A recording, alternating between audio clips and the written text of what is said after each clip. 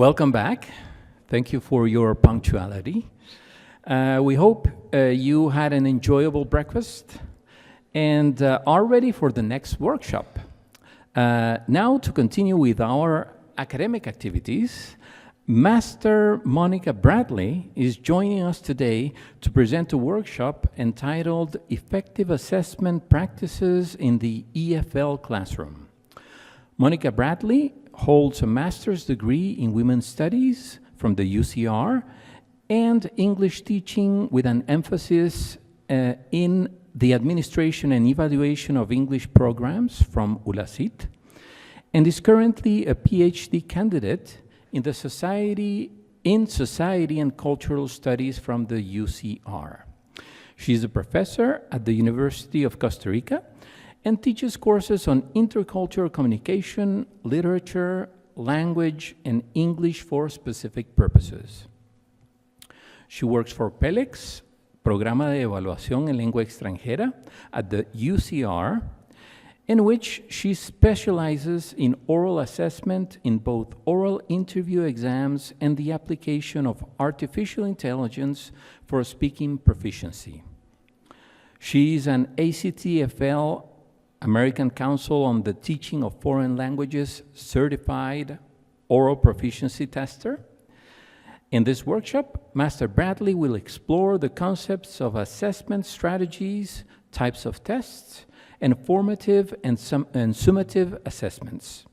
She will also provide an overview of the CFR and how it applies to assessment and development, and develop a discussion focused on the action-oriented, task-based, and communicative approaches in their relationship to assessment.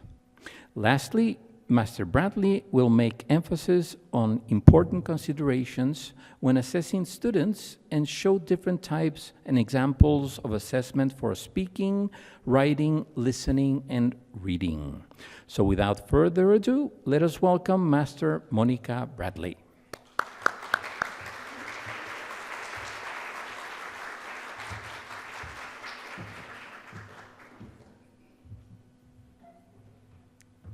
Hello everyone, how are you today?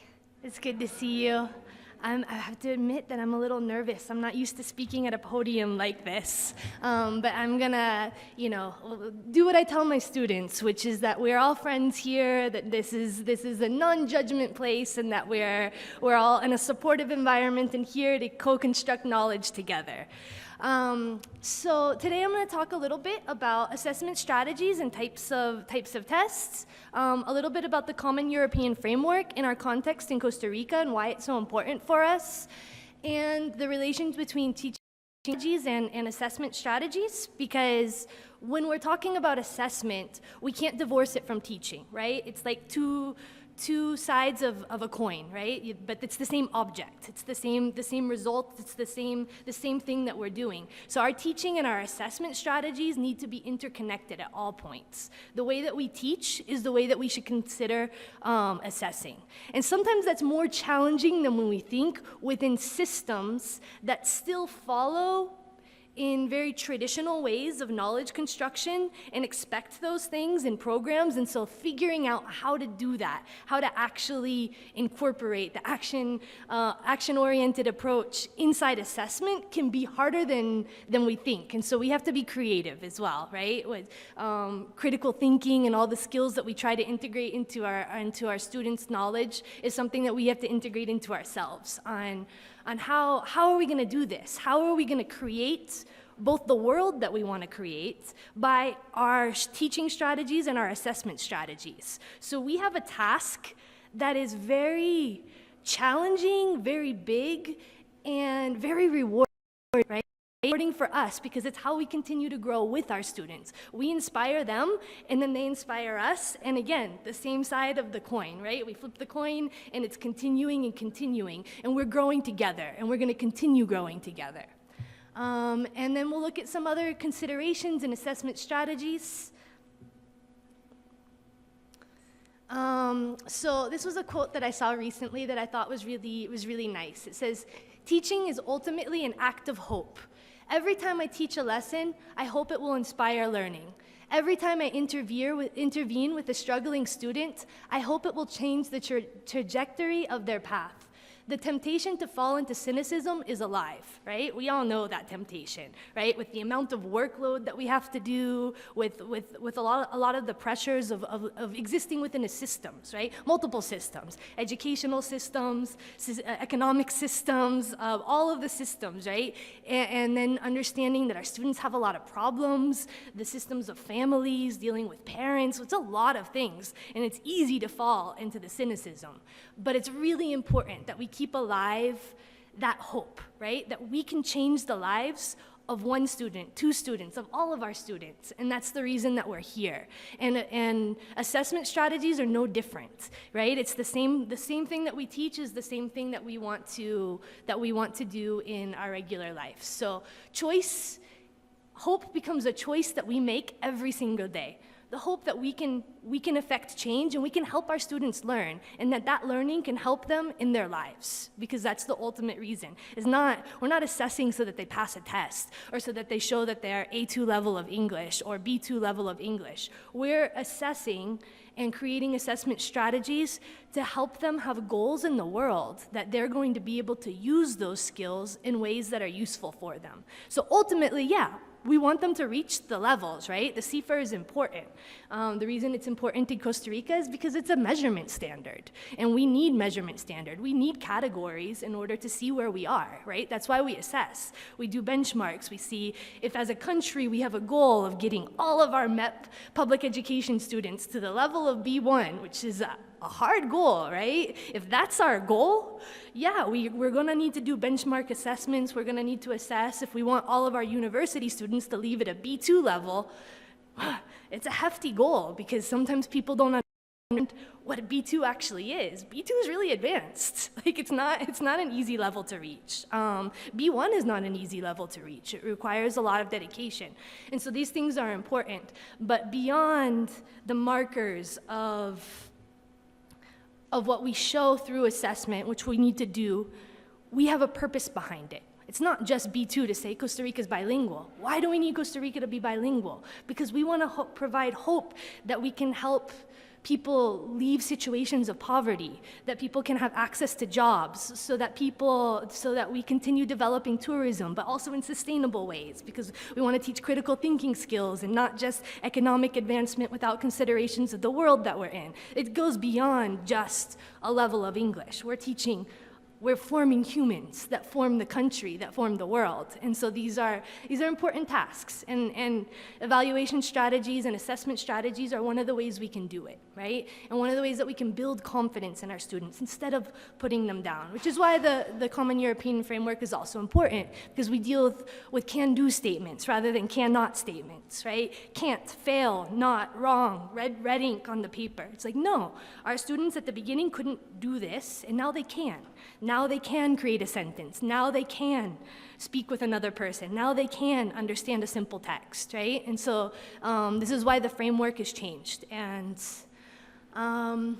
so what are assessment strategies? Assessment strategies are the methods that we use in our classrooms to evaluate and track students' progress inside the classroom in general. And this is in classroom teaching, but assessment can be beyond the classroom as well. It can be through an institution, through, it can be different levels. But in general, for most of us, it's in the classroom.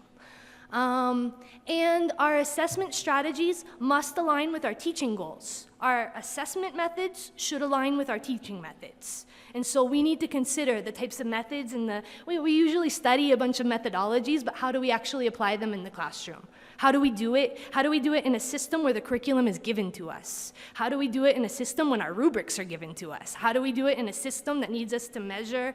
And those end up being individual questions and systemic questions and questions that you talk about with your peers and that you have to develop in a way. Nobody can give you all of those answers. When I first was asked to teach this, it was like, effective assessment strategies is such a broad topic. I'm like, what am I going to say in 50 minutes about assessment strategies? It's a lot. And then, whenever there's too much to say on a topic, it becomes a journey of learning for us as well. It becomes, what do I need to know? Because I can't know everything. And so I've learned to do this. Sometimes when somebody's, she's an expert in oral proficiency exams, and sometimes I don't feel like an expert. And this is the honest thing. I don't feel like an expert because I know that I have so much to learn, right? And I know that there's a lot of things I don't know. And so I've learned the concept of humility, which is a nice concept that we teach our students too. And somebody told me that humility is like, it works better in Spanish. Humildad, mi verdad.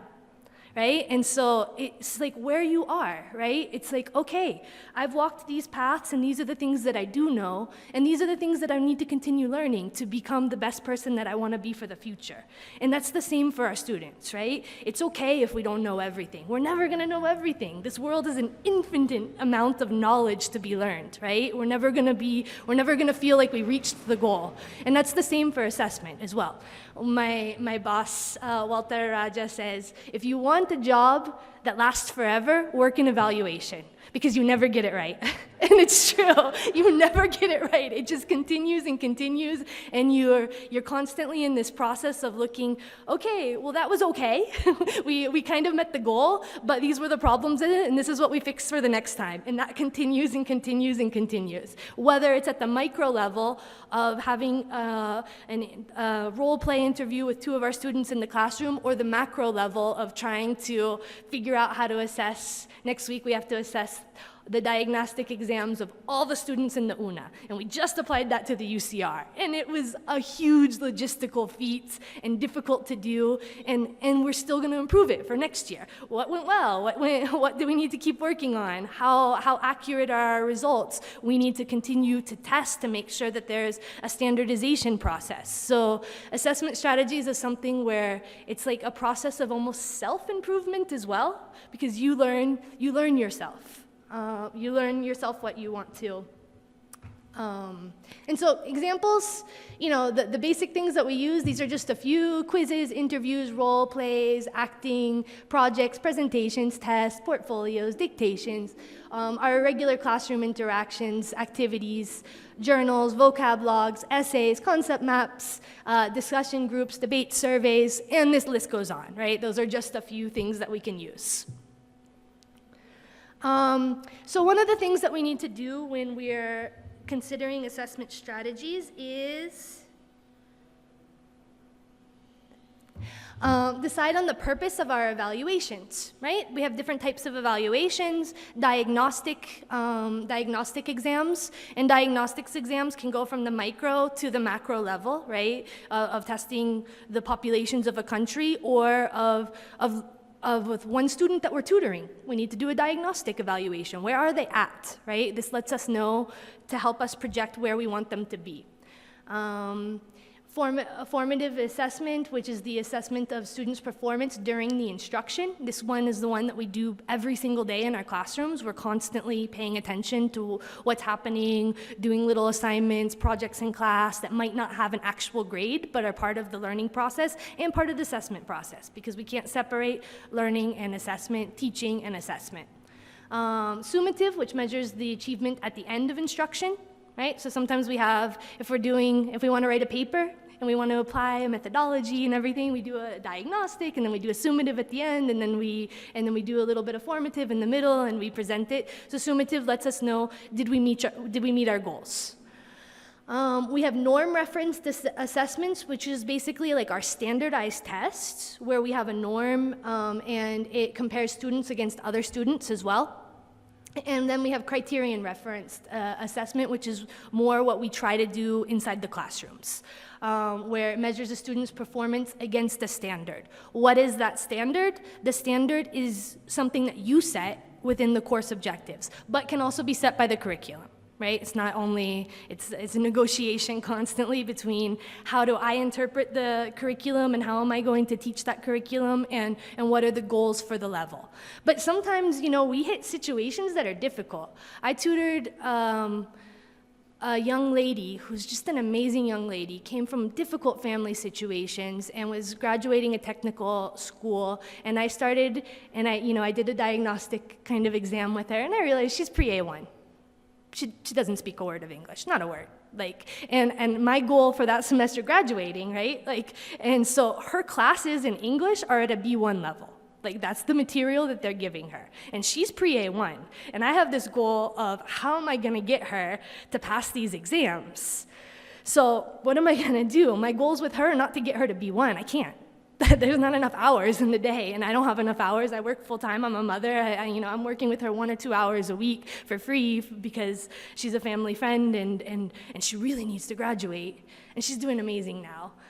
And so my goal, to get her to pass. So I'm going to give her strategies of reading strategies that even though she's not understanding these texts, to answer correctly on multiple choice questions. That's my strategy for this girl, because we're not going to get her to B1 right now. The system had kind of failed her up until this point, and nobody realized and continued passing her through the years that the girl doesn't speak a word of English. So somebody else filled out her homework for her, turned it into the teacher. You know the situations. It happens, right? But that's not the goal for the country. And so when we're doing our standardized testing at a national level, we start to realize, hey, how come our students have received English from kindergarten to, in this case, 11th grade, and they're still pre-A1? There's something broken here. And it's not the teachers, right? It's a systemic problem, and we need to figure out how to deal with it. But in that particular case, I'm looking at her, this girl, who needs to get out of her abusive family situation and get a job. She needs to graduate high school, right? And so I don't really care for her if she reaches that B level one right now. What I care is that I teach her how to look at the words in Spanish and find the ones that she knows and highlight enough so that she can understand that text and understand the main meanings. I teach her reading strategies, listening strategies, and hopefully get her to maybe an A1, right? Not from a pre-A1 to an A1, maybe an A1 plus. That's my goal. And she did. And she speaks that, and she took other English classes, and she'll get there. So we have to figure out what our standard is, what we're measuring in a particular case, because the curriculum told her B1. I, as her tutor, knows that that's not possible, right, in that case. And I tried to talk to her teacher and see if I could work with her teacher. She said no. She didn't want to talk to me. She's like, she passes or she doesn't pass. And I'm like, okay. And rather than working with her to come up with a curriculum that could actually help her get to the A1 plus that I wanted her to get at with material that was actually directed at her level. But that's not always possible in a system when the professor probably has 200 students and can't be dealing with individual study plans. So I don't blame the teacher, right? That's a systemic problem. And then we have benchmark assessment, which we do at periodic intervals, right? These are our tests, our quizzes, our other things that we do to see if they're arriving at the level. So rubrics have become really important because they help us define what we want to evaluate. They help the professor too. Because when we create a rubric, we have to do that critical thinking process ourselves to figure out what it is we want students to be able to do, which is an important part of assessment. Rubrics are also important because they allow us to have, if we're teaching at the university level, which a lot of us are doing, if we're teaching the same course, if I'm teaching oral communication 1 and you're teaching oral communication 1, he's teaching oral communication 1, we want to have an idea, a standard of what a student needs to pass. So it doesn't happen what happened to my student, that they arrive at 4th year or at the end of high school and not reaching the level, right? She should have probably repeated an English course up before that point, or somebody should have found her and given her other strategies, or somewhere before reaching 11th grade.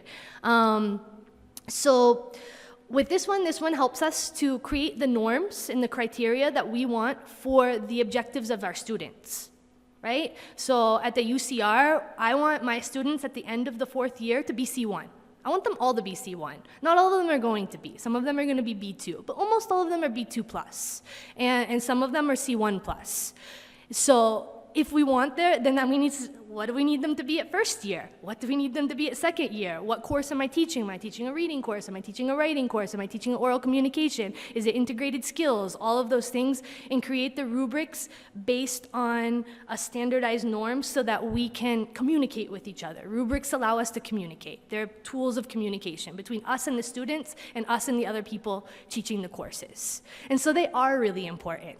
And the cool thing is AI makes it really easy for us now, because making rubrics used to be really hard, and it's getting easier and easier. We have to learn how to use the AI to make rubrics correctly for us and to edit it and to change it, but it makes it faster. I use it now, and sometimes it writes what I would write, and sometimes it writes what I would write, but better. And then sometimes it doesn't, and sometimes it's off, and I need to fix it, right? And so those are the things that we need to measure. But I'll give you one tool at the end that I like to use a lot, and it really, really helps. The more information I feed to the AI, the better it's going to create my rubrics. So that means I need an objective. I need to have written a good objective. I need to, and with that objective, I need to explain very what I need them to do in different markers, right? And oral, listening, different things. And so then the AI is going to be able to create a rubric, because they can't read my mind. So it's only a tool. We are the experts. It's never going to replace us. You know, it's just something that makes life a little bit easier now sometimes. And we need discussions. We need to work with other professors to see how we use the rubrics and make sure that it allows us to not be too subjective.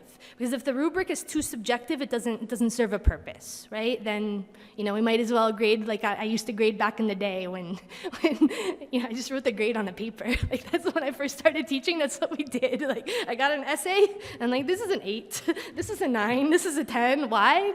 Because a 10 is excellent, because a 9 is really good, because an 8 is meeting the requirements of the test. And so now I need to do that, but the students need to know why, right? Like, they need to know that they're doing good, that they're meeting the objectives in these areas, but this is what it takes to make a 9, if that's their goal, and this is what it takes to make a 10, and so that they have an understanding, right? Because the old way was, I had all the knowledge up here, and I get to proclaim, you are an 8, and that's not the case anymore. We want them to be able to understand the grades and understand what they need to do. For me, it's wonderful when I have students that all pass. Right? It's the best thing. For me, when my students fail, I feel like I'm failing. And we should kind of feel like that.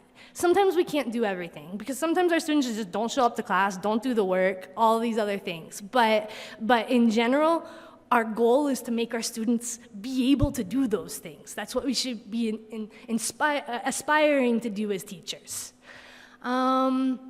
So this helps us, like, this is a course program for Economy 4. That helps me while I'm grading the projects. I listen for it.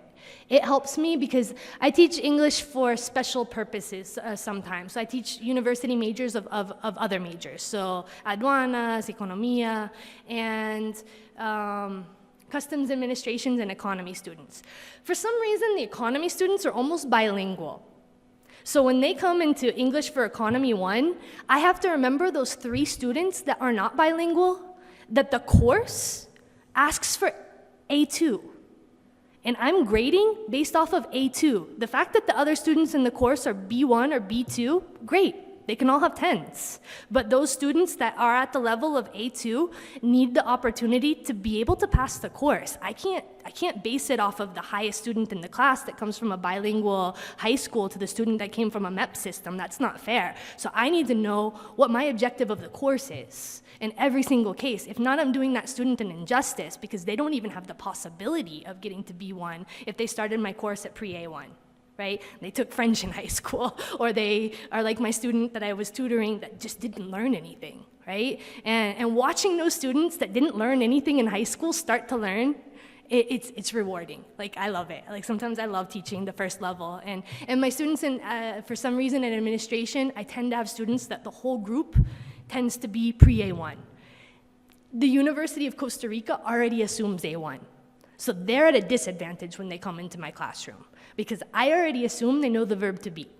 I already assume they know the colors, the numbers, that they can use basic sentences in English. And so when they don't, I have a big heart, so I tell them to come to office hours, and I find that group of students and I work with them outside of class, and I help them try to get there, because I don't like to fail students that want to learn. If they don't come, then that's on them. I have no problem giving them, not passing them of the level. But if they're willing to work with me, I'm willing to try to help them. Because at that level, they still can. I can still catch them up. I can catch them up from pre-A1 to A1 pretty fast. That's possible. So we have to see what is possible within our possibilities. We also can't burn ourselves out. We have families, we have jobs, we're students, we have other things of our lives, we're a member of our church, we're whatever other things we have to do within balance, right? So we need to know what levels our students should be at every point in every single course. And in Costa Rica, doing it by the Common European Framework is important, because that's the language we're speaking. And we need to speak the same language. That's the language that the MEP speaks, it's the language that our public institutions and public universities are speaking, and it's a language that's understood in the world. And so this is one that we need to know. So if we're starting, and all the public universities are starting to do diagnostic exams, it's part of the political agenda at this particular moment of first-year students and also finally ending at our students that are graduating. And so all universities are going to start implementing this. And we're talking through the European framework. That means in our courses where we're teaching English, we also need to be talking in the European framework. So if we want our students to reach a certain level, then we need to graduate through the levels and figure out where things are happening, where things are not happening, where things are getting stuck. So, A2 is basically you're a tourist. You can ask simple questions, you can create with language, you're gonna make some mistakes even in the simple present, but you're speaking, you're creating language. You've got enough verbs, you've got enough to create simple sentences in the language, to ask questions, to move subject, object, verb, predicate in ways that might not always be correct. You might have subject-verb agreements and other things, but you're speaking at the sentence level. Maybe simple sentence level, but simple sentence level and simple questions. Maybe problems in the questions. You like to play basketball? That's fine. It's still A2, right? Even though we know that in our courses, maybe we have more grammatical, if my students, even at level 1, even when they're A1+, I'm still gonna get mad if they don't put that do there, because that's for me. I want them to do it correctly, because they're gonna need to do it correctly at the higher levels. So I wanna teach it from the beginning correct, and at the end of my first university courses of students for other purposes, I expect them to be able to say sentences correctly in the present tense and the past tense, and questions correctly in the present tense and past tense. And so we can have individual levels that are maybe vary a little from the Common European Framework, because the Common European Framework is proficiency. We have to balance proficiency and accuracy, because we know that the reality is if they're pronouncing things with a strong accent, they're discriminated in the world, unfortunately, right? And so if they're making pronunciation mistakes and saying "escool," we know that they're going to be judged, and that people in the world are going to say, "I can't understand you," even if they can. Right? Even if they're not even putting in the effort to try to understand them. Because unfortunately, that's the world that we live in, right? So we need to make sure that we teach them school, until they are able to say it kind of correctly. So we balance our core schools with the Common European Framework, right? And that focus on accuracy is gonna help them as they move up to B1, B2, because miscommunications affects where the bands are.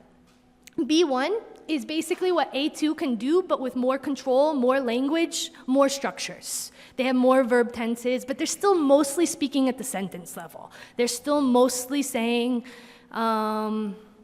mostly in present simple. They may be able to speak in past a little bit, but in discrete sentences, maybe strings of sentences. I went to the beach, I ate rice and beans with my family, I like the ocean, those are B1 still, even if they're speaking in the past tense, but they're speaking in strings of sentences, simple sentences. But with more grammatical control, more pronunciation control, more vocabulary, and a little bit more grammatical structures than at the A2 level, which is still pretty basic. B2 is being able to start to connect that discourse together, to tell us a story. They're not saying, I go to the beach. Now they're saying, My last vacation. Well, last week I went to the beach with my family. It was really fun because, and they're starting to use linkage and to tell you things, and so they're telling you a full story. They may have problems in the narration. They may use a verb in the simple past, or the simple present when they're telling a narration in the simple past. They may have a pronunciation mistake. They may forget a word, but at the B2 level, if they forget a word, they can usually move around it. They can tell you something else. They can create with language in a way that says, like, they forgot the word for surfing, let's say, but they're able to tell you, like, on the waves with the board, you know, and so they can explain it in other ways so that communication doesn't break down at any point. And at the C1 level, students are able to do that constantly with pretty much not very many grammatical mistakes. They still may make a mistake every once in a while. That's fine. There's errors that can happen even at the C2 level. That's errors themselves don't stop somebody from being to the next proficiency level. When it's a pattern of error and it affects communication fluency, the overall competency is when it affects it. So C1s are able to do B2 things, to talk in the present, the past, and the future, and to explain in all of those verb tenses with very few patterns of errors. They may have individual errors still, and they're able to start talking, expand from the self to community to the world. They may not be able to do it all of the time because the world and more complex discourse is C2, but C1 is able to start that process. They're able to connect ideas, they're able to connect tourism, to talk about tourism in a more broader sense of the word rather than just them and their vacation and what they did with their family, and able to connect that to, so it's hard. For instance, our high school students, a lot of them are not quite there at C1 level yet. Like, there's levels that you can get to by your cognitive abilities and development as a human being on this earth as well. Most of the time, elementary school can't go beyond B1. That's the highest they're going to be able to do. Even bilingual kids will have a hard time reaching a B2 level. Some can, but not all of them. And so we can't expect it. For a kid under 11 years old to be able to do it, they're still going to be telling you sentences because that's what they're able to do at that level. And they may be able to start to connect those sentences, but not consistently, right? Particularly not in a second language or in a foreign language. Our high school students can reach B2. They can. A lot of them do, and occasionally you'll have a few that are C1, but those are the ones that like to read a lot. Yeah, like the ones that are like really interested in the world and have that curiosity, like you see it in some of them, that spark. They can reach C1. Most of them stay pretty much at B2. Our university students, we're trying to get them to be able to make those connected discourses with beyond self to the community to the world.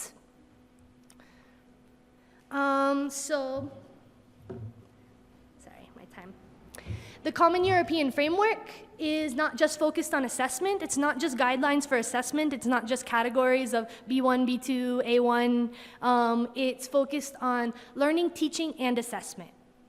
Okay, it's really good. If you haven't, everybody should read a little bit about the Common European Framework. So it raises questions. It does not tell us how to teach or how to assess. It does not. We have to localize it. Our context in Costa Rica, in your university, in your school, all of those things have to be localized. All of those things need to be addressed to your needs. And you know who the expert is not, it's not a commission in Europe, it's you. So we have a job to understand the Common European Framework because it allows a basis of communication for us to communicate and to talk about levels, but ultimately we localize it to our context, to what we need. And so we have to figure that out. So in my course that I gave you the example of economy, that was B2 for economy. They're not always B2 in all of the topics. At the end of my course, they're able to talk about the things that we talked about in class at the B2 level.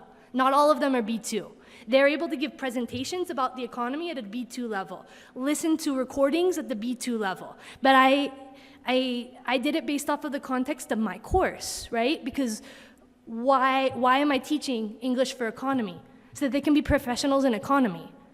I don't care if they can talk about their vacations.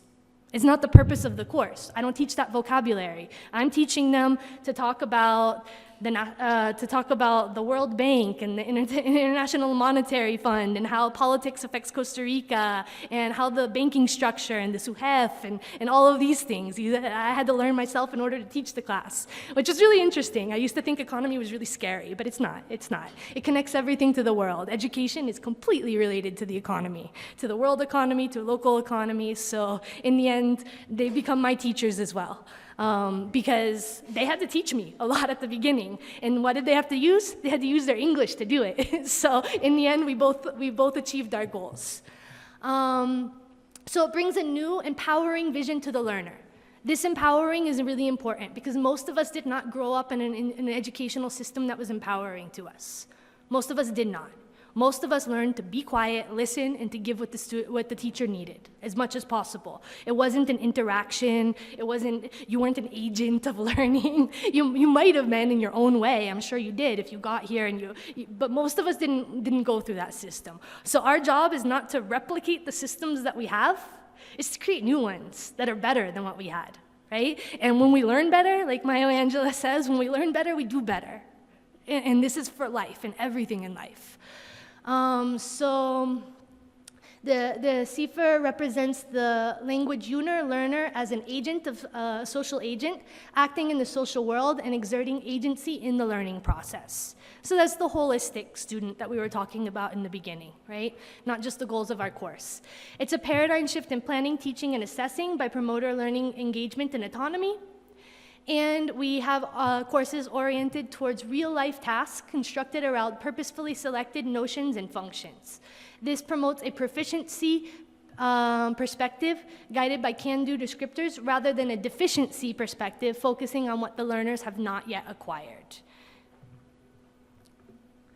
And most of us, when I started learning, the communicative approach was like the thing that was revolutionizing English teaching. And so we're kind of moving from the communicative approach to the action-oriented approach, but we still use things of the communicative approach, definitely. So the action-oriented approach considers the learner as a social agent in the classroom where learning is a social learning environment and develops linguistic and pragmatic skills besides communicative skills. So the communicative approach focuses on communication, which was groundbreaking at its time, because before it was like accuracy and memorization and parodying and different things, and the communicative approach started that shift from perfect grammar and perfect pronunciation to moving towards, well, what's the purpose of learning all this? To be able to communicate. So communication should be the key. And now we're saying, yes, communication is still really important, but why do we communicate? Because we're agents of change in our worlds, and we want to create the change that we want. We want to create the world we want to live in, right?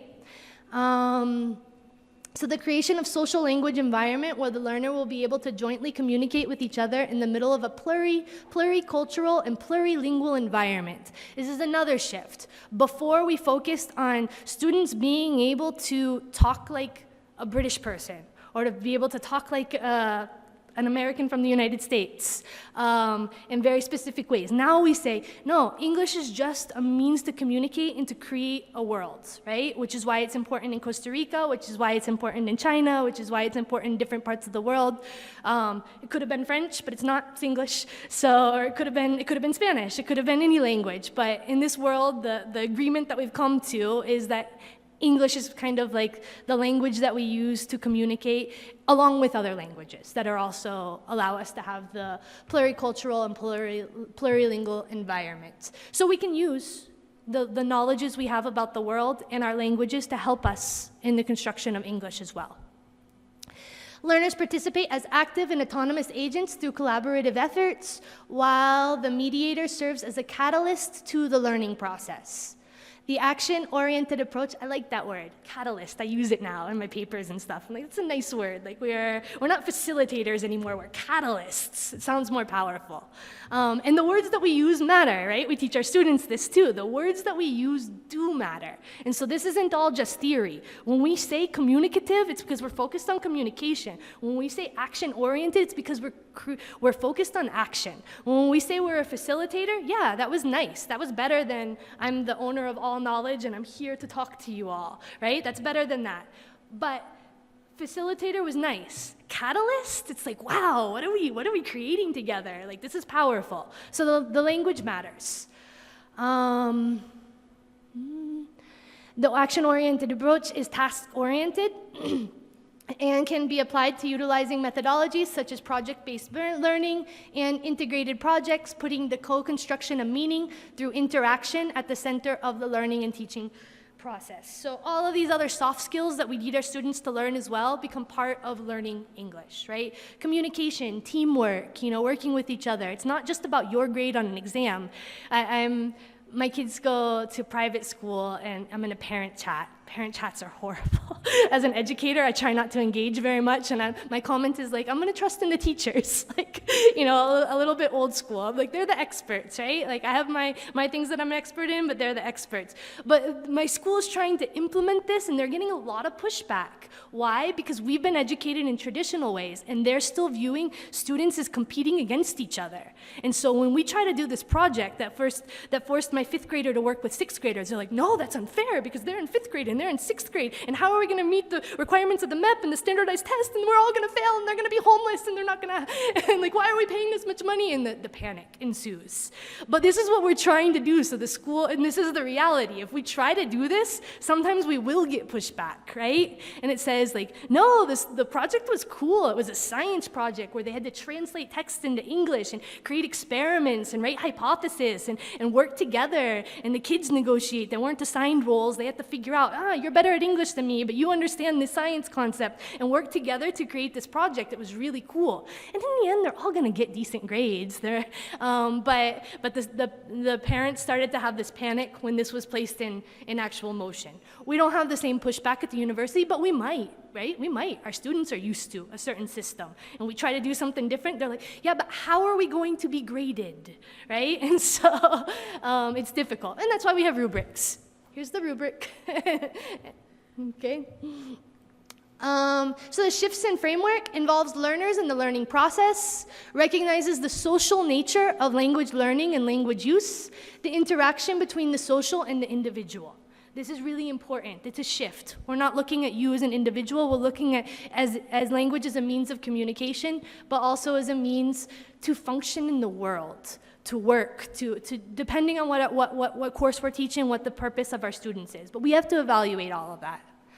Sees learners as language users, extensive use of target language in the classrooms, learning to use the language rather than just learning about the language, purposeful collaborative task. The primary focus is not language, but the product or the outcome, planning an outing, making a poster, creating a blog, designing a festival, or choosing a candidate. Descriptors help design the tasks, observe and assess the language, and puts the co-construction of meaning through interaction at the center of learning and teaching process in a collaborative nature.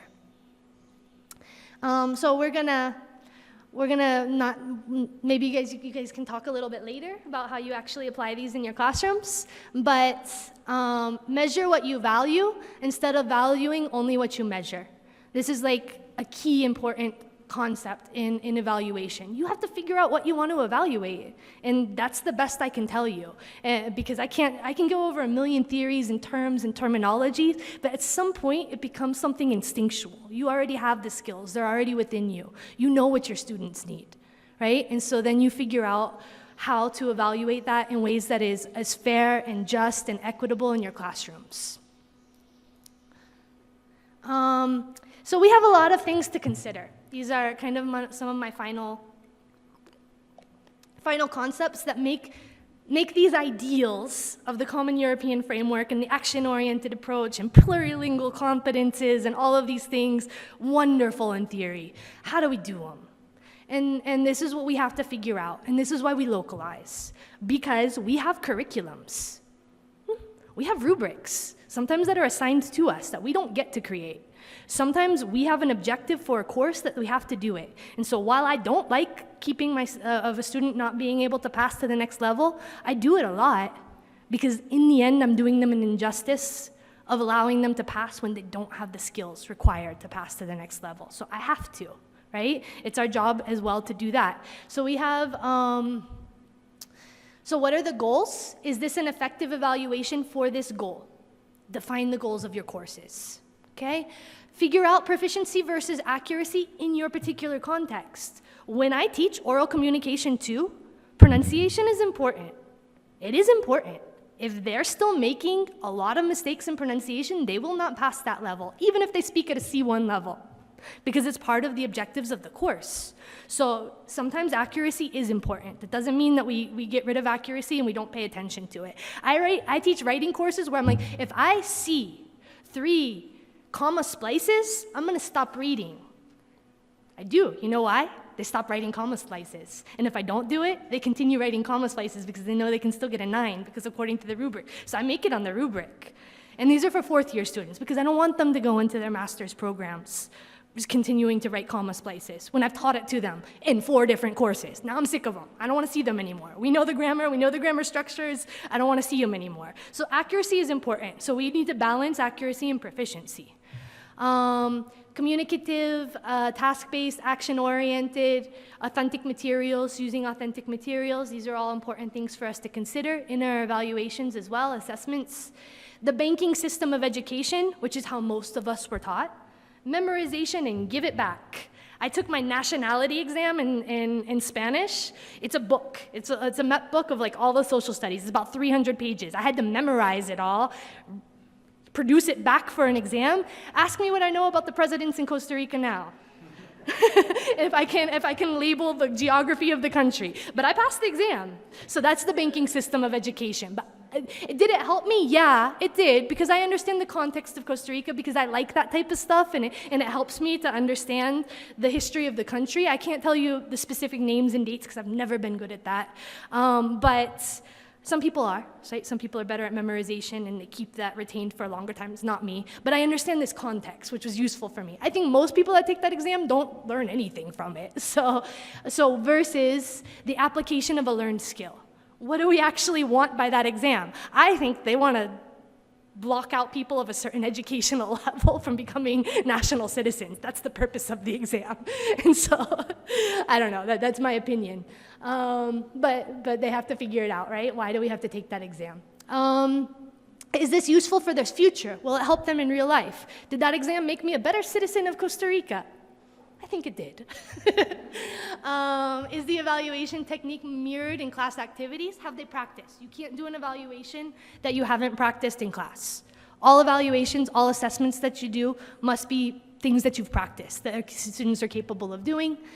Do you want to use spontaneous versus prepared instruction? The types of exams, the quizzes, all of those things. Sometimes you just need to do a multiple choice quiz. That's okay. There's nothing wrong with it. But that shouldn't be the only thing you're doing in your courses, right? Then there's questions about reading, writing, speaking, listening, individual or integrated skills, intensive, responsive, selective, extensive. I almost went into this and I'm like, they're gonna be bored. I'm like, I don't want to bore you guys. If you want to learn about a specific thing, to write a paper, to apply it, read about it, and then apply it to your context. But I don't need to give you the entire overview of teaching strategies because it's not useful. What's useful is figuring out what's useful for you, figuring out the tools that you don't yet have. I have to do this in evaluation all the time because I do standardized tests now, and I don't know how I got this job. I don't know how I got into it, but like life pushed me in this way. And now I have to learn about not only standardized tests, but artificial intelligence standardized tests. I'm like, how did I get here? And there's things I don't know. I research them. I figure it out, right? And so we have that job as well. What we don't know, we have the job to learn about, right? If we're going to need it. And then all the practicalities, the time, the number of students, grading requirements, the program itself, other professors, all of these things we have to consider. So assessment is huge. Assessment is huge. It's not one strategy, it's strategies. It's strategies that are integrated into ourselves as human beings as well. It's not just strategies that you say this is teaching. It's how we exist in the world. And these are, Magic School is a great app. I love it. This one helps you create rubrics. It's free. It creates rubrics. It's really cool. These other two I just found out about. I haven't used them much, but they seem really awesome as well. So they might be worth looking into. Because we can use artificial intelligence in assessment now. I'm not an expert in it yet. It's something I need to learn. I tell my students all the time. A lot of them are doing investigative projects on our students' use in the major, and I'm like, I don't know the answers yet. Don't know the answers. This is new to me. But I'm gonna figure it out with you guys. Whether AI is a help, is a hindrance, still figuring it out. And we'll figure it out together. And we have a lovely presentation, I think later, or did it already happen, that's gonna help us use AI much better than I can do. Thank you.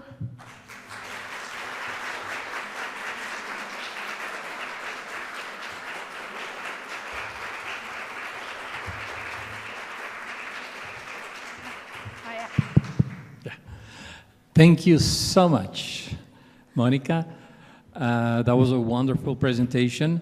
So we're going to open the floor now to questions. We will have a 10-minute Q&A session. So remember, raise your hand if you have a question, and remember to stand up and go ahead and ask your question. Hello, good morning. I'm Jansei Soto. Monica, thank you very much for the presentation. It was great to listen to you. And thank you for the humility lesson, because someone asks me, for example, who do you consider is an expert in testing proficiency? Your name is one of the first that comes to my mind. Now I can see the importance of being familiar with the Common European framework for us as teachers, and I wonder, I wrote it down. Is it a need for students to be familiar with the description of the different levels of the Common European framework in order to level up? And should we underline it throughout the course? That's an excellent question. It's good to see you, Jensei. He was my student back like years ago. You know, it's a good question because I mean, it depends on the level of our students, too, because our A1 students are not going to be able to understand the language of the Common European Framework. So, you know, particularly for beginning students, but if we're looking at students, where most students get stuck is that level between B1 and B2. And then sometimes between B2 and C1 as well. Because moving from A1 to A2 isn't that many hours. Students usually get there at a decent level, like at a decent speed. And then they get stuck in that B1 plus area where they're creating with language and they've got multiple, but they're not quite getting to that proficiency level or the fluency, the management of language to make the B2. So sometimes it's important that they do know what the differences are so that they can work towards it. It's like, why am I stuck at B1? Why am I stuck at B1 plus? Why can't I move? And because there's a range. When I'm doing the proficiency exams, sometimes I'm like, I feel bad because I was trained in ACTFL, which has a few more levels than the Common European Framework. And so I'm like, I want to give a difference between this person that's barely B1 and this person that's almost B2, and because there's quite a bit of difference that can happen between somebody that's barely speaking at the sentence level but is doing it pretty consistently with good control, and that student that is almost making paragraph-length discourse but isn't quite there. And so I think it's important. I think it's important, particularly in feedback sessions, of how to improve for the higher proficiency levels, particularly. So if it's in our courses, yeah, I do. I tell my students what I expect from them when I'm teaching. I don't do it at the beginning. I don't do it in levels 1 and 2, but in levels 3 and 4, where they're moving from B1 and B2, I tell them what B1 and B2 are, because most people don't know. And I feel like that happens in Costa Rica, because I have people like, I took the MEP exam and I am B2. I'm like, honey, you're wonderful and you speak and I understand you, but B2 is what a lot of my students graduating with a 4-year degree arrive at. Like, you're not B2 from a couple hours a week in high school, right? And some of them are, right? If they're from a bilingual high school, because they have multiple subjects and multiple things. But so it's important for people to know, and for people to know in the level, because they're like, the professors aren't even this. And I'm like, do you guys know what that actually is? B2 is proficient. It's proficient. B2 means you can work in the world. Like, that's what it means. And so it's like that's not something to be like having a C2. C2 is practically native speaker. Like, I'm not C2 and I've lived in Costa Rica for 15 years, and I'm doing a doctorate in Spanish, and I feel myself breaking down because I'm not capable of it, right? I'm still at B2 plus or C1. I'm probably C1, solid C1, but not B2, not C2, which is what a doctorate requires. And I'm like speaking, I'm like epistemological in Spanish. I don't know how to say it. I can't do it, right? It breaks down. So yeah, I think we have to figure out the same thing, our context, and if it's going to be useful for them. If it's going to be useful for them, yeah, then we do it.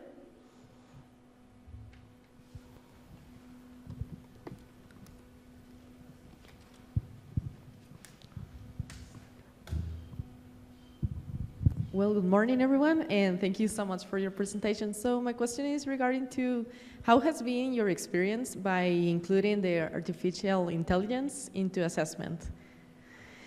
In terms of, let's say, like, to trying to apply it to the curriculum that we have. Mm-hmm. That's a good question.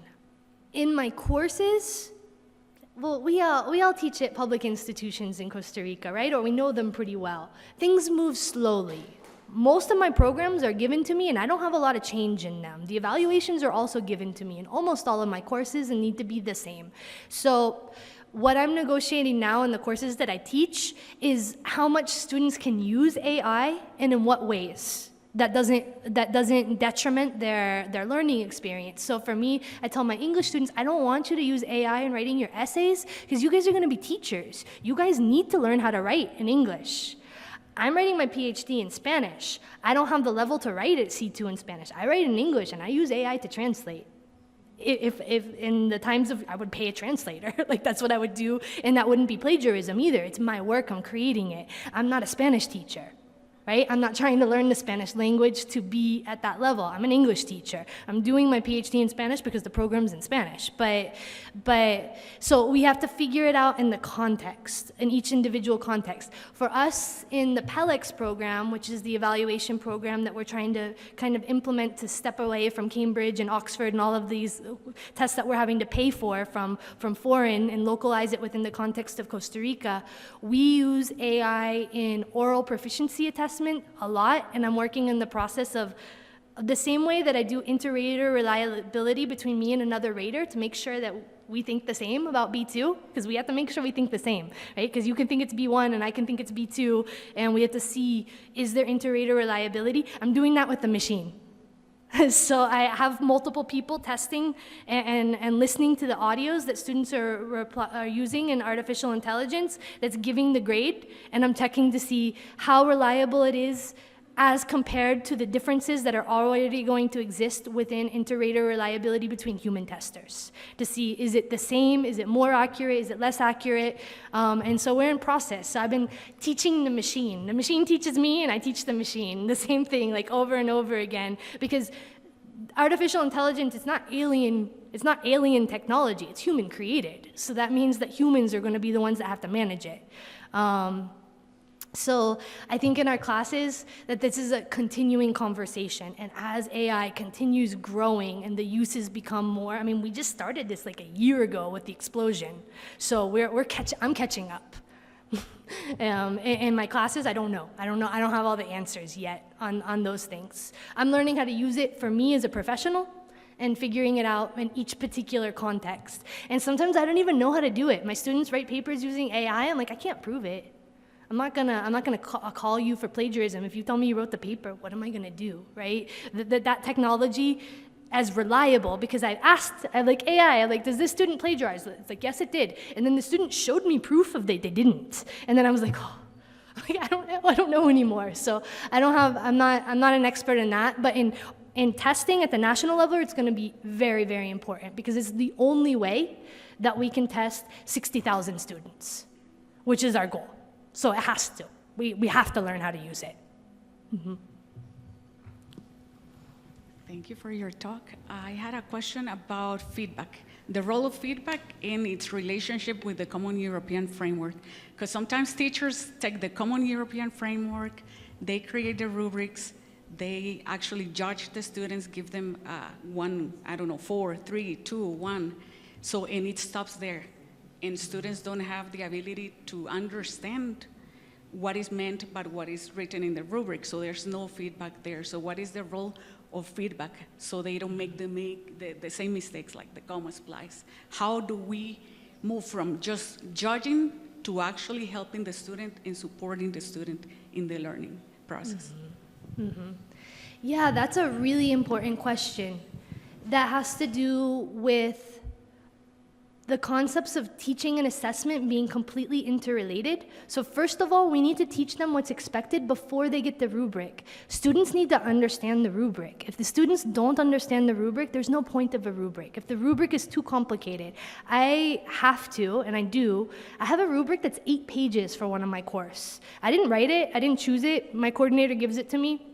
I'm not gonna fight him. I'm not gonna make it. It's not the hill I'm gonna die on. You know, I'll say something if I'm ever the coordinator of courses. I'd probably change the rubric. But in the meantime, one learns to accept that. But it's 8 pages. I don't think the student's ever gonna read that rubric. They're never gonna look at it. But what I do is we play a game with the rubric, my 8-page rubric, and I make them do word searches and different things so that they understand it the most as possible. It is a 4th-year course, and it's their last oral course, so there's a lot of expectation. The reason that it's 8 pages is because all of those things are what we're evaluating, and so it's complex, right? So, I mean, I can't say that I would take that rubric and make it 1 page. I can't, because then it's not gonna have the information that we're actually evaluating them. So the rubric's 8 pages. I give them a shortened version, and then they have to go back to the anthology and read through of what that means. And so teaching the rubric is important.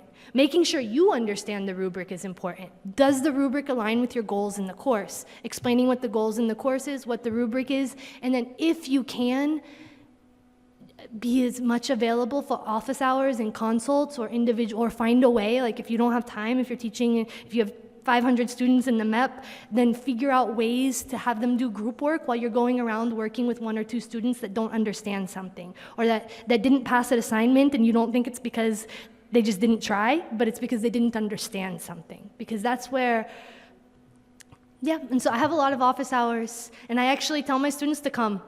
Like, I tell them to. Sometimes I make them come. I'm like, come to office hours. Why aren't you coming to office hours? And I used to not do that. I used to think my office hours were my planning hours. And then I remembered, they're not. Like, if I do my schedule, which I do, my declaración jurada every semester, I'm like, I have planning hours and I have office hours. Like, it's part of my job. And so I make myself available to my students. Not everybody has those office hours, but sometimes I make them appointments. I'm like, 1, 2, 10 minutes, 3 minutes, and we're gonna go over that assignment. And so that helps as well, because you do need to talk to them on an individual level as well sometimes, or in small groups. Hello. Okay, thank you very much, Monica, for your talk and all your questions. So before we let you go, we want to give you a little keepsake and a little thank you note. You're welcome.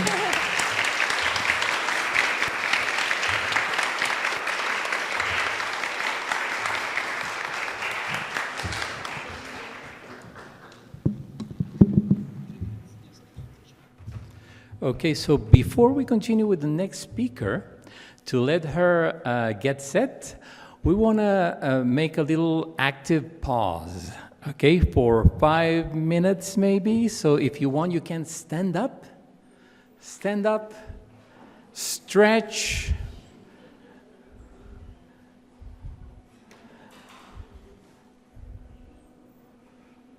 There you go. I don't know if we have time to do a little activity, very short. Is that okay? Very short. Okay, this is something that I do to wake students up in the middle of the class.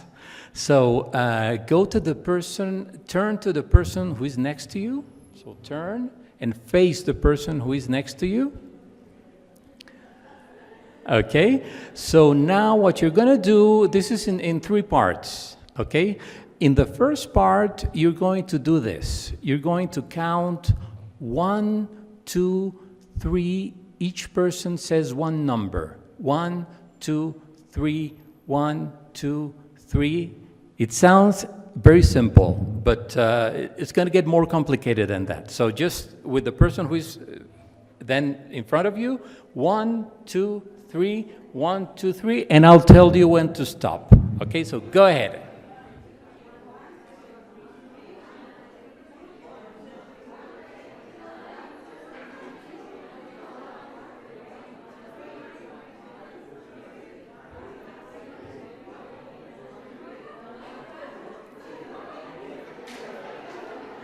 Okay, let's stop. Let's stop for a second. Okay, so next step. Now you're going to do 1, 2, 1, 2. So like that, 1, 2, 1, 2. Okay, go ahead.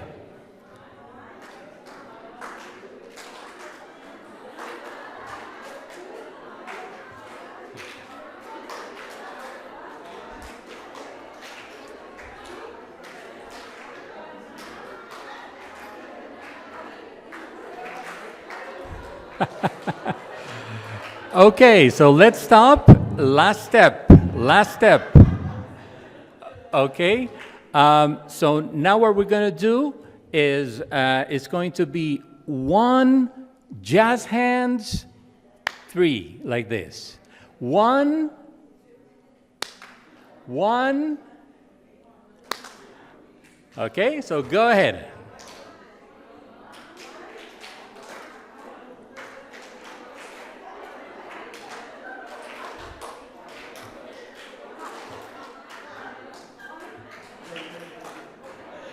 Okay, let's stop. Let's stop. Now you can sit down again.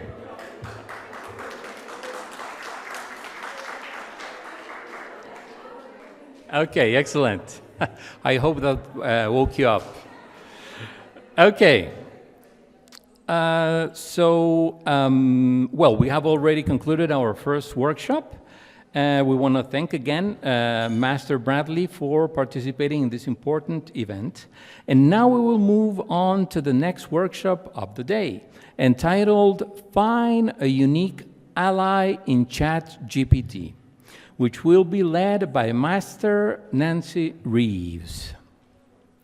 Nancy Reeves holds a Bachelor of Arts in Literature and Philosophy, a Master of Arts in Spanish from Penn State University, and a Master of Arts in English from the University of Louisiana at Monroe, as well as doctoral studies in research from the University of Leicester and curriculum from the Pan American University. She has taught in different academic settings from elementary to university level, in different countries and in topics including but not limited to literature, foreign language, technology, and research. She has also given lectures in the United States, Scotland, South America, and Central America, as well as published academic articles. She has experience in curriculum design and advised schools in relation to academic programs. She has also worked in the accreditation process for schools that work with different accrediting institutions and/or organizations. She joined the Pearson family as product specialist for Central America in 2017 and currently works as a pedagogical coach for LATAM. In today's workshop, Master Reeves will explain how integrating ChatGPT in the classroom can have the potential to revolutionize the way students learn. She will also address the issue regarding the ethical use of AI to preserve the human element of education. In this workshop, she will discuss how we can best use ChatGPT in the classroom by not only focusing on the generation of prompts, but also extending the process one step further. So with that, let us give a warm welcome to Master Nancy Reeves.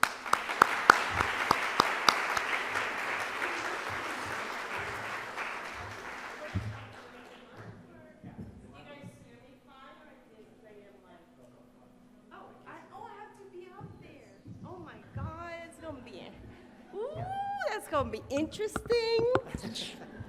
I have no idea about my ability to fall standing up. I do have it. I just got an ankle, twisted my ankle in Colombia, and it was quite interesting. Anyway, so hi, you guys. How are you? Have you had enough coffee? Yes. Good. I already had 2 ventis, so I'm good to go. I still need coffee, though, because if I don't have coffee, I'm not happy. Anyway, so we're going to talk about ChatGPT. We're going to talk about technology. We're going to talk about artificial intelligence. My name is Nancy. Simple, just that, nothing else. And we're going to start our session. If you have any questions, we're going to do it at the end of the session. I have someone that is going to tell me the time, but I'm going to try to keep it within the 40 minutes and give you the most important part of this session that I believe so. So I guess the title is a little bit confusing, so let me see if oh, hold on. Okay, so we're going to talk about the use, ChatGPT, the use of artificial intelligence, especially whenever we're learning English. And we are going to start with our agenda. First, we're going to talk about science fiction or a new reality. Do you like science fiction? I love Philip K. Dick. I just bought like 3 books of his, my favorite. We're going to talk about artificial intelligence in education. What is going on? What is ChatGPT? Where does it stand? We're going to also talk about what is the deal with ChatGPT. Why do we hate it and why do we love it?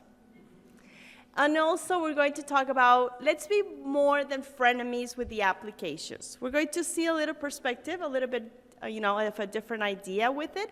And then we're going to have our reflection moment, which is one that I want you to pay attention the most out of the entire session. You got it? Good. So let's start, and I think I'm pointing. It should start playing right now. Does it play? There you go. Oh. Is it playing? No, it's not. Oh, hold on. No, I need someone to play that video for me, please.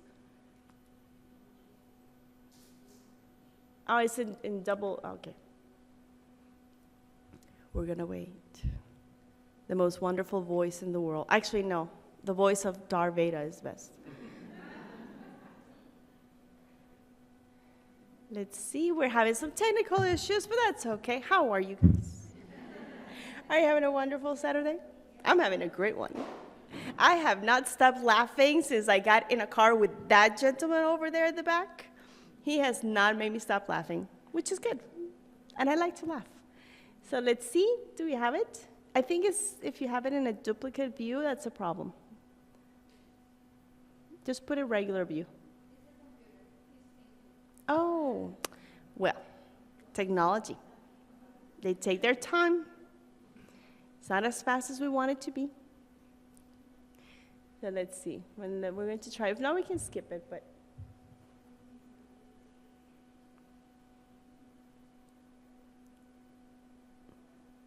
Silence. I'm not very good with silence. Let's see. Do I get my 10 minutes still? Do you want me to go there? No, the computer is like frozen. I would love to do the Morgan Freeman voice, but it doesn't come out the same way. Yep. So let's see. It's okay. Yes, but if the thing is that if you do a duplicate, you will never be able to watch the video, so it's always to just have it like a regular version of it. It's okay, I'm sorry.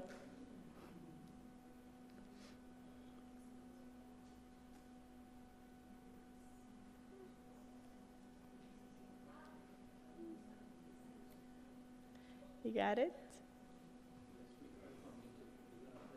Okay.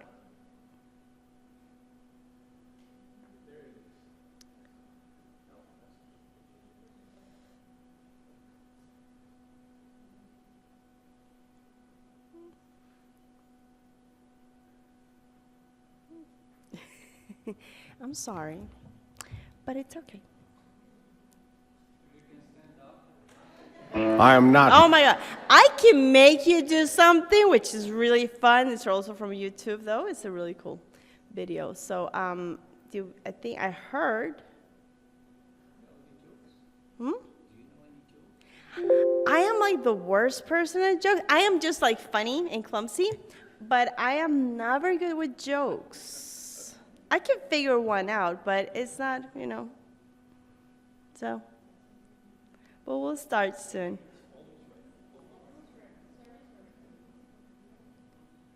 I can make you take funny pictures. That I'm good at. That I'm very good at. We could take this for a proper bathroom break. Coffee break? No, we don't have coffee.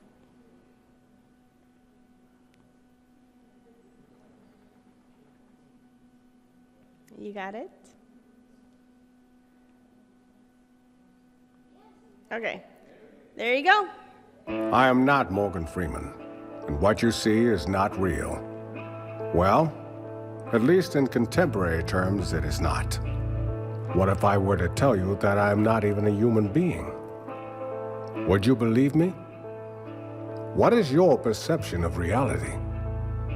Is it the ability to capture, process, and make sense of the information our senses receive? If you can see, hear, taste, or smell something, does that make it real? Or is it simply the ability to feel? I would like to welcome you to the era of synthetic reality. Now, what do you see?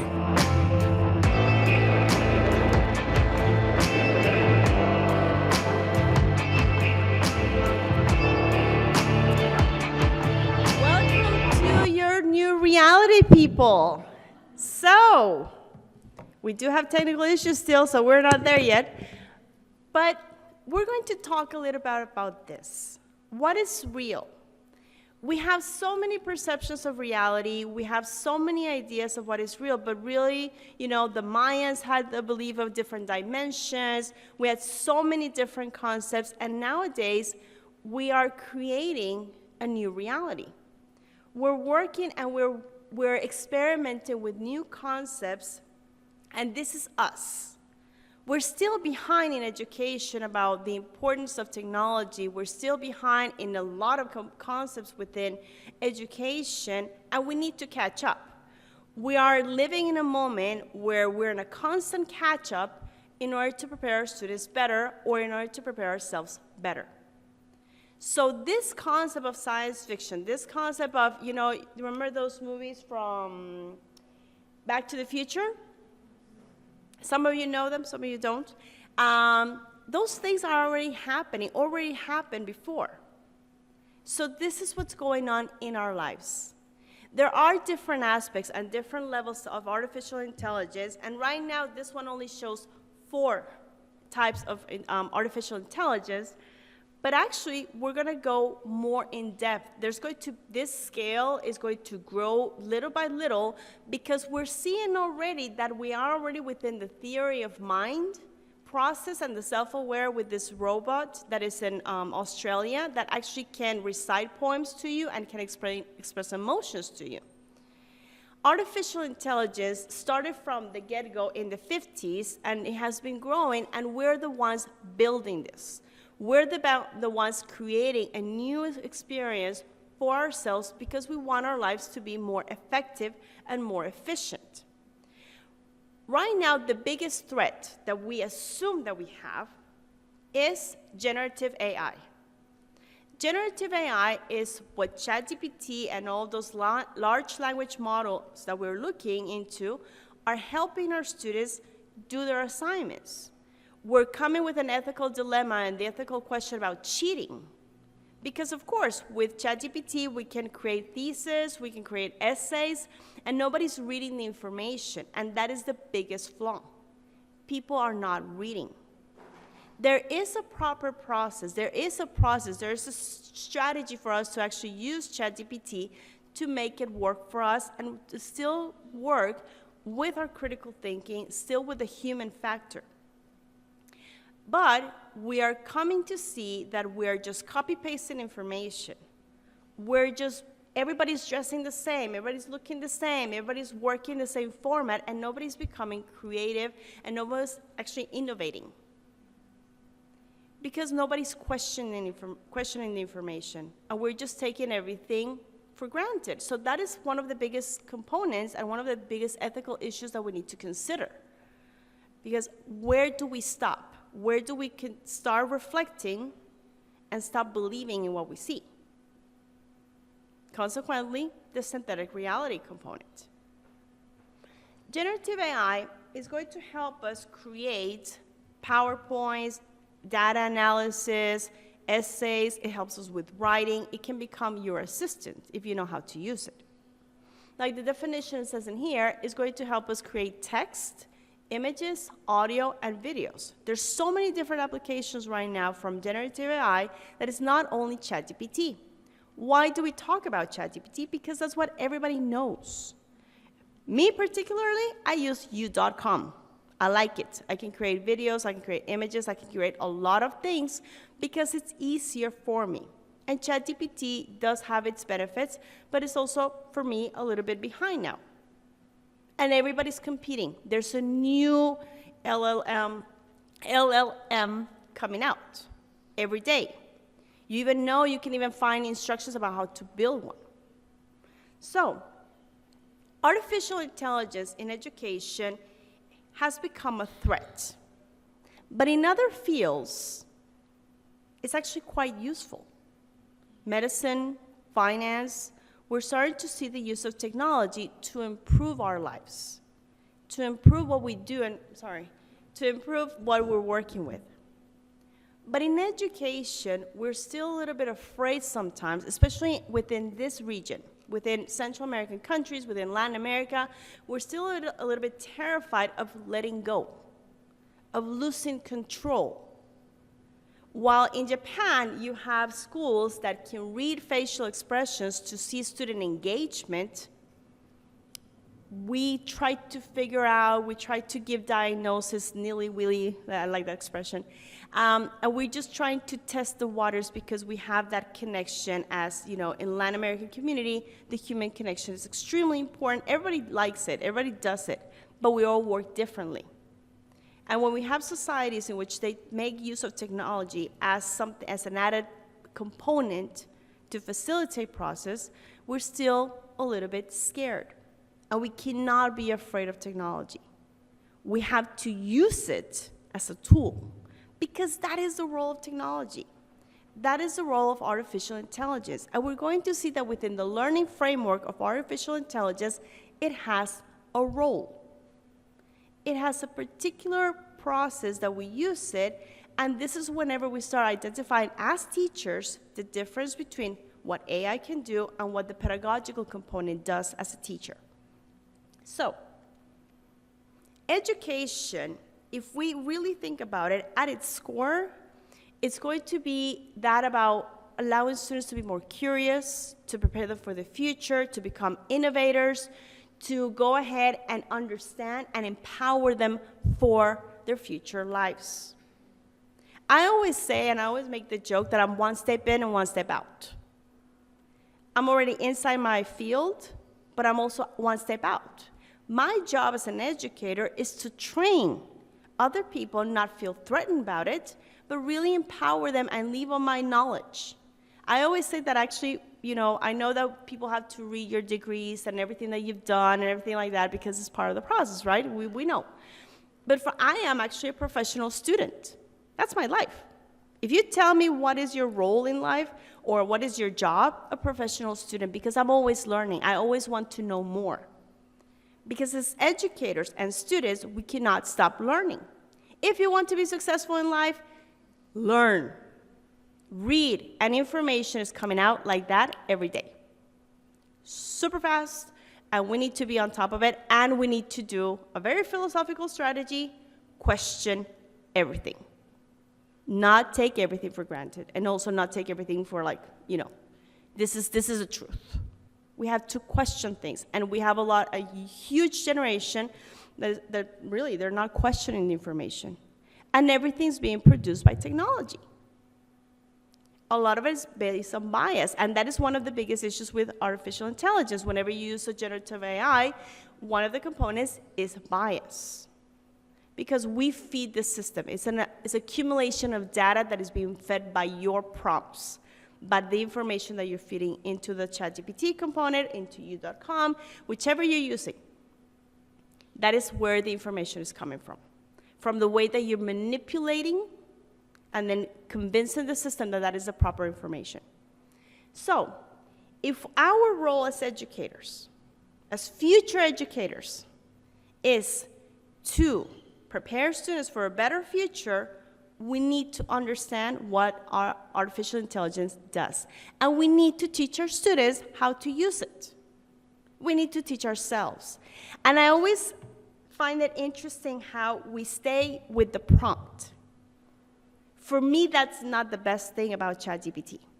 It's what comes next. So, AI cannot be curriculum-wise, cannot have a minor subplot.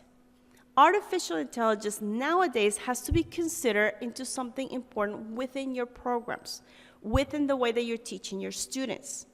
It has to have a more active role, and it cannot be, oh, I'm going to put it aside, I'm going to ignore it, it's not what is happening, I'm just going to blind myself, and I'm just going to have a tunnel vision, and this is what I want. You can't, because it is part of our everyday. Now, how many of you have Alexa? How many of you talk to Bixby? You don't know Bixby from Samsung? I like my Bixby girl. How many of you use Waze? Spotify? I can. Huh? Yeah, there you go. How many of you use, well, here, Uber, it's a questionable thing, but you use Uber. I am an Uber person. If it wasn't for Uber, I wouldn't survive because I don't drive. So, we are using technology to our benefit. We're not cheating, really. If you think about it, are you cheating? You're facilitating person. I don't drive. I have a medical condition that doesn't allow me to drive. Consequently, I go to my app, I go to Uber, and I have someone help. I help the economy. Good job, Nancy. You did a good thing today. You gave somebody a job, And then, if I don't want to go out, get groceries or food, Uber. Seriously. I live in Guatemala. Guatemala delivers everything. Everything. What do you need? I will get it delivered for you. Just think about it, and I will get it for you. And I will tell you the company that does it. I'm using technologies for my benefit. So, why are we fighting so much towards a component that can actually help our students be more engaged in the classroom? We're afraid of it because education tends to be one step behind. But if we know how to use it, if we know how to teach it, then that opens a whole new world of possibilities. And that is what I see in ChatGPT that I like. The possibilities to teach my students to do something that I'm extremely passionate about, which is research. So, the ability of AI is to manage data. So you're assessing, you have assessments, you want to do it faster, artificial intelligence. What took me 3 hours, now I can do it in 5 minutes. I just look at the data, I analyze the data, I use the data so I can make differentiation into the classroom, I can do my proper interventions, I can identify if I need to tier system, so that is the thing that I need to do. Then, I can go and measure and use the metrics, and data is your best friend as a teacher. It's not something bad, and sometimes humanities, we are afraid of data. We're afraid of numbers, and numbers are good. Numbers are our friends, if we know how to read them. I'm no mathematician. I don't like the topic. But I like physics. Go figure. Because I'm a kinesthetic learner. So I see things, I understand, and for me, dimensions are easy to follow. But not good with math. I don't know. So, AI is a tool. Artificial intelligence is going to be the one that represents the doing. And I always love this information. It's going to help you achieve something. It facilitates process. But the human aspect of a teacher, and this goes for the teachers, pedagogy is always the thinking. You guys create the prompts. You guys come and establish the creativity. You work with the critical thinking aspect. Problem solving. We need to learn how to solve problems. Every day we have a problem, or sometimes we just make up problems because we want a problem. Yeah, true. You know, sometimes we can be very dramatic. Don't get me wrong. But there are problems, and we need to know how to fix them, because the moment that we understand a problem and we know how to fix it, then we're going to know a little bit more about ourselves. That is human. That is us. AI can fix things that I want it to, but it needs to receive the information from me. But it cannot solve existential problems, personal problems, relationship problems, unless we do the reflection. So, remember that as teachers, pedagogy will always be the thinking. As students, you do the thinking process. Whenever you're solving something, you're developing critical thinking skills. That is your role as a student. And what does AI do? Automates process. It's going to do the doing, and that's what it does. But we need to define the roles, and this is where we're going to look into. How am I doing with time? I'm good? Okay. I am obsessed with time. I have no idea. No clue. Anyway, so think of AI as, and I love this quote from this book, think of AI as your personal assistant. I used to be a TA. I used to work at Grambling State University. And Grambling State, my classes were huge. I had like 10 assistants because I need to grade all the work. My classes were 75 to 100 students per section, and I used to teach 5 sections. So I had a lot, and in the States, you get to have students to be your TAs, and then they get paid, which is a good thing. So again, helping the economy. So anyway, giving them experience. So here, you're going to see that AI can be your assistant. It can help you whenever you don't have that possibility of a TA. It can help you organize your day. I need to figure out my life. I've been traveling like crazy, and my organizational skills went downhill. So I use artificial intelligence, organize my schedule. Give me ideas how to make this better. I have it now. And so far, 2 weeks, quite successful at it. Thank you very much. But it's hard because you change routines. You have to find new schedule, and you have to find everything. And if we try to do it as human, the emotions come in. You know, I read this book about bilingualism, and I love the fact that whenever you're putting emotions, you're actually thinking on your native language. But whenever you want to be practical, you use your L2. It could be English, it could be French, whichever second language that you have, because it makes it practical. So you need to remove emotions whenever you're trying to be practical. You have to be strategic. And we're very emotional people sometimes. So, whenever we combine the capabilities or the functionality of AI with our touch, with our strategies, and we do the thinking and we make it do the doing, we have magic. Because we know how to create, and whenever we're teaching our students, we can create an engaging moment. Why? Because your students are using artificial intelligence every day. You are using artificial intelligence for lesson planning. Your students live in a world of TikTok, in a world of Instagram, in a world of short nano learning procedures, small videos, which is a marketing strategy, really good one, and that's it. The attention span that we have nowadays is smaller and smaller, and is reduced by day. We want quick. And we want easy information that really gives us what we need. So we can use artificial intelligence to make it simpler. Now, what is the deal with ChatGPT? Why do we hate ChatGPT so much? It's not bad. No. But because if you know how to use it, it's fantastic. I actually had this experience. I'm a storyteller. I was teaching a course, personal piece. My students use ChatGPT. University level future English teachers at uni. And I was like, by any chance do you, because there's Quillbot, by the way, that checks if it's by artificial intelligence or not. So I use Quillbot. Now there's probably more. And I said, why did you give me a personal opinion using artificial intelligence? Did you use it? So whenever I realized that out of my 100%, 70% of my students use AI, I said, I need to fix this. I need to teach them how to do it. And I didn't see ChatGPT as a threat.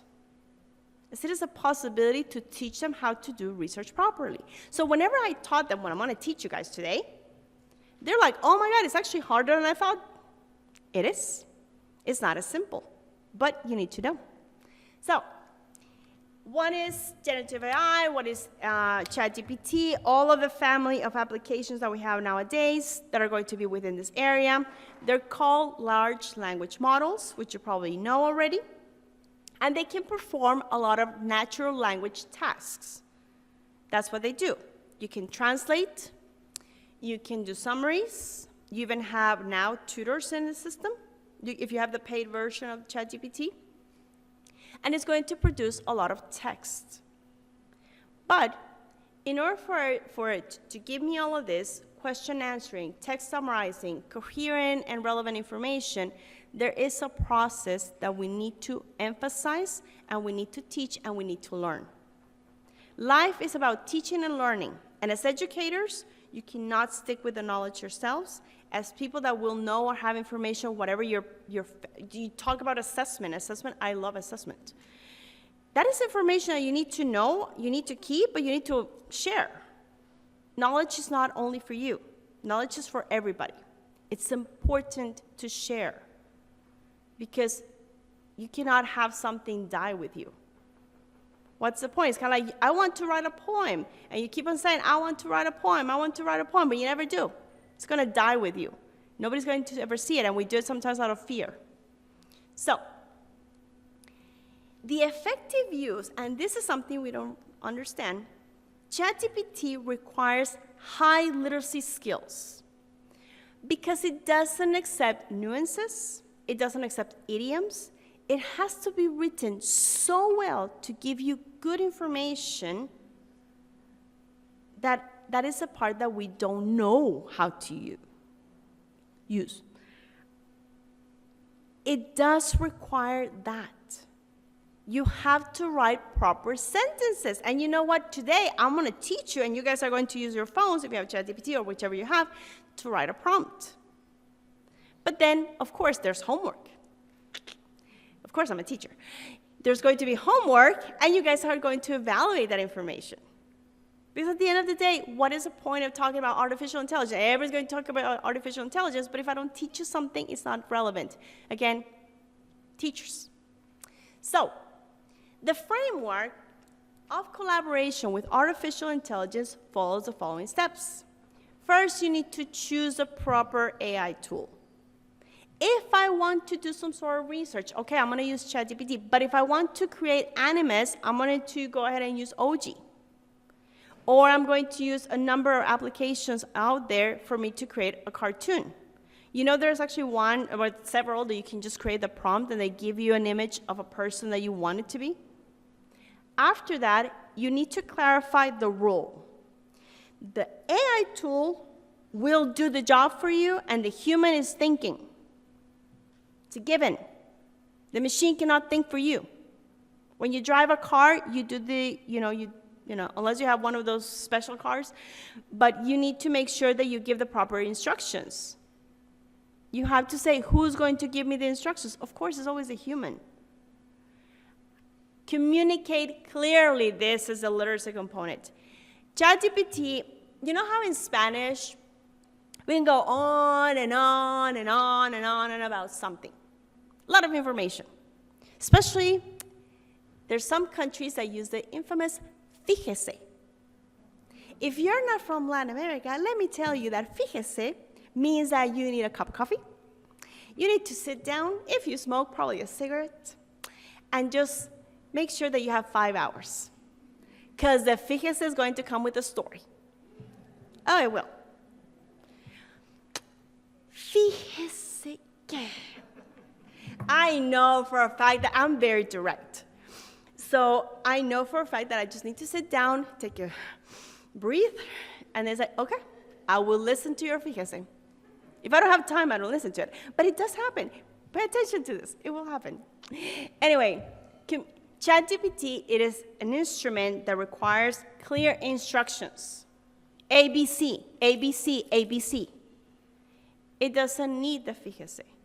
It doesn't need so many adjectives because it needs something specific.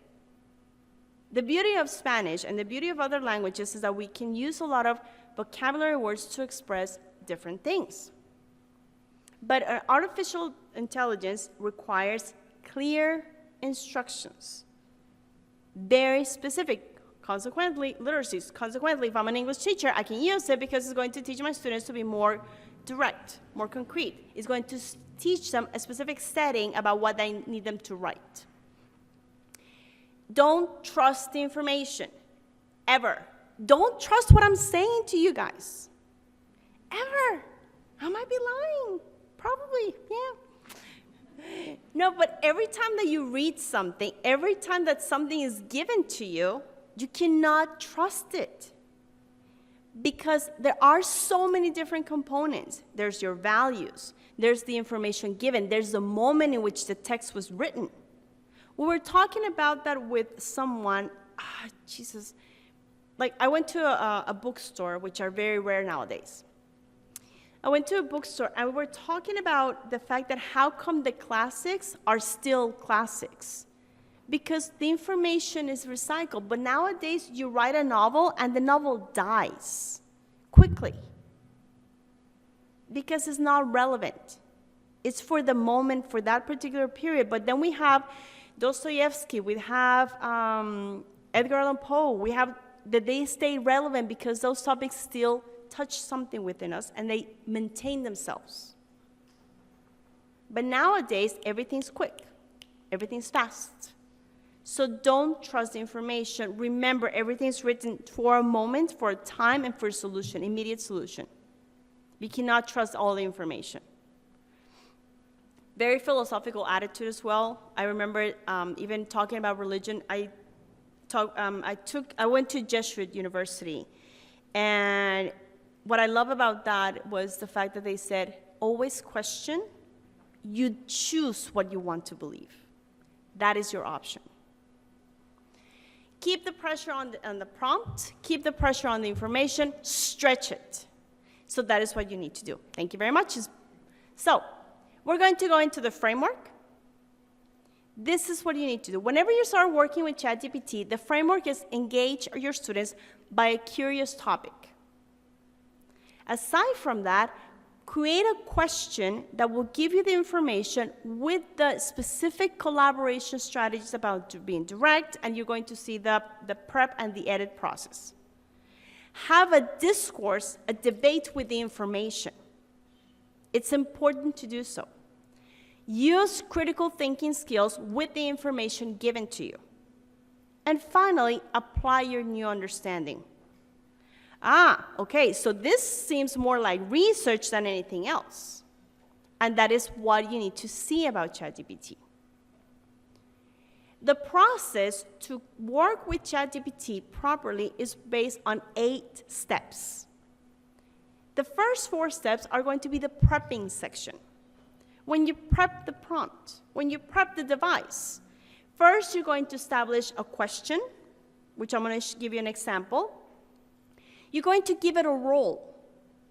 You tell ChatGPT, you are an English teacher, you are an English student, and it will give you more specific information based on your needs. Then you're going to be very explicit towards the instructions you're giving it, and you're always going to give it a parameter. Always make sure to give it, I need a 10-minute exercise. I need a 250-word summary. The more specific you are, the better the information it will give you. But that is copy-pasting. So how do we avoid the copy-pasting part? We do the edit. You have to evaluate the information. If you don't evaluate, you're not questioning, you're taking something for granted, for granted, and also you're taking something for, like this is it. You cannot, you have to question the information. Then you have to determine if this is accurate. I did this with my students. I asked them to create a toolkit for gamification, and the offers that they gave them, or the products that they gave them, didn't exist. So you have to determine if they're real or not. Use MLA, or usually APA is the one that we use around here. Then you have to identify if there's some sort of bias or there's misinformation within the information. Remember, this is fed by humans. This is fed by your data. This is fed by what you're going to manipulate. The information is manipulated. You're not going to have information from the future. You're just going to have certain parameters of information within ChatGPT. And finally, you have to analyze the content. Make it your own. That is the section, that is a part that we need to work with our students, and that is a part that you need to use as students in order to really use it properly. Those are the 8 steps. Now, this is an example of a prompt. I give it a voice, I determine an audience, I establish even writing styles, I give it a context, I give it specific instructions, and consequently, I determine the format. I am giving all the prepping part. The second part that is going to come is what I want to evaluate. I don't have the information there because of time. And then, this is an example, and you can take a picture of this one, of a prompt that you can do. You are the expert teacher, and notice that I'm giving it a role. I'm determining my parameter information. I'm being very specific, and I'm using proper punctuation. I am not using idioms. I am not using anything. This is an example of a prompt. Teachers don't know how to write a prompt? Haha. There's actually a prompt library for educators. If you want the information, I will gladly share it with you. So there's actually one that you can get your prompts written for you, and you can use them for anything. There's one about Bloom's taxonomy, really nice.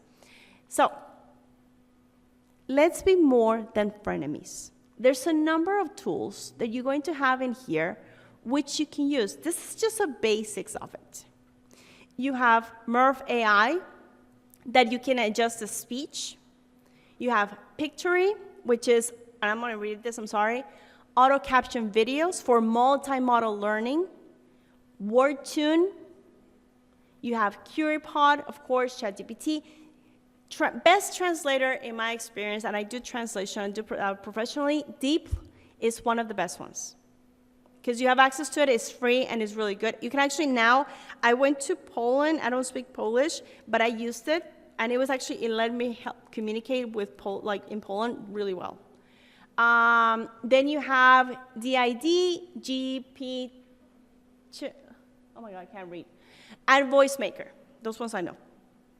You have a number of tools nowadays. You need to identify the tool based on what you want to do. Okay? Now, this is my reflection. And we have a video in this one. We have a video. Okay? Just before we start with the video, AI is a powerful tool, and it's as powerful as the way that you work with it. Strong prompts. And you have an example of a prompt. I actually wanted you guys to do the prompt with me, but we don't have enough time. But try to do the prompt now with the image that you have. And it's going to give you more detailed information. But what do you have to do now? Edit that information. Accommodate. You have to tropicalize the information for your needs. Not everything that the device is going to give you or the module is going to give you is something that you can use. Consequently, you always have to revise it, tropicalize it, and see if it sounds like an artificial intelligence device gave it to you, or if you. It's easy as teachers for us to tell. Students, don't trick us. We know. We really do. It's easy because you copy paste everything and the format's the same. Seriously, challenge us a little bit more with your ideas. Anyway, we need to understand how to use it. We need to teach how to use it. There is a number of resources out there that you can learn. If you need me to share them with you, I will love to do so. Not a problem, because that's important. We need to go ahead and work with this. We need to make sure, I think we have the presentation. And that's me, Nancy Reeves. Thank you.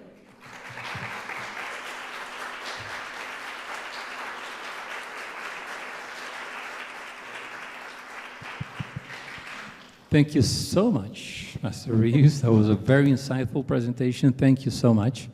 Now we will open the floor for questions. So remember to raise your hand and stand up while you're asking your question.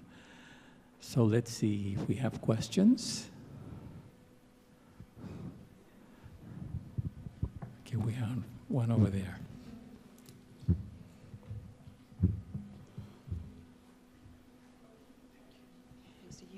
My name is Anna, by the way, I didn't say it before. How would you apply it? I mean, sure, it's okay. How would you apply it? I mean, I know that it's pretty much impossible to stop our students to do it, especially not only at university level, but from primary school, right? I mean, every level, because they already know it, and they pretty much know more than us, I'm pretty sure. So how would you incorporate it? How would you, what would be your advice for us as future teachers, at least from my personal point of view, to use it, to apply it, in order to, for example, ChatGPT, make it part of the process instead of trying to push it back or not be engaged with it or on it? I'm actually going to speak from experience. And you know how we need to focus on productive and receptive skills when we teach English, right? In the process of production, one of the strategies, whenever you're learning a foreign language, there's emotional components. Students don't necessarily know how to write. They think that the way that they write WhatsApp is the way that they need to write an essay, and blah, blah, blah. So if you do a scaffolded approach, if you go by the basic, like watch a video, get the vocabulary, get the grammar, you're teaching what they need to know, and then take them into the writing process. We're very limited into resources of research within countries in Central America. So whenever you allow the students to understand, what I did is I took 1 hour of my lesson and explained how to use it for research purposes, because they use it to answer questions for a particular homework. So that is a way, curiosity and research. You know, they want to make their lives easier. I understand that. I can get it. It makes sense. We all want to do that. So in this case, I introduced them the concept within the writing task. I was like, okay, we're going to do a project. And the project requires me, well, to teach you how to use ChatGPT, but it requires you to use it based on the instruction given. So I broke it down. I had a presentation, I remember it was a video, we did the vocabulary, we did a summary, and I said, your summary is not gonna be good. The kids, they fed the summary by themselves. Then we did a reading, and then I asked them to do the project. Before they did the project, which was a toolkit, I explained them the entire process of using ChatGPT. If you take your time using and reinforcing the steps, then you can actually incorporate it in a very strategic manner. You have to be very strategic about it, always. Teaching is about strategies. And for me, it helped me with reading because I made them read the information, and then I made them write. and reflect, okay, does this sound like you? Does it sound like something that you can do? In this case, it was Panama. It's like, this is something you can do in Panama. And they're like, no, because we don't have the technology, we don't have this, critical thinking, good. So I was like, okay, so now tropicalize what is giving you to something that you can actually do. And the nice thing about it is that I had a very diverse group of students, and they all they were working at different schools. And it was the feedback for an institution with certain religious beliefs, they couldn't use certain things. The other one, so everybody gave me different information. So I went into my writing process with it, within also my reading. So there was an input and an output. And again, I wanted them to write. I think writing is important, and it's an art that has been lost. And reading is another thing that has been lost. People don't read books lately. It's sad. And like I said, bookstores are so rare.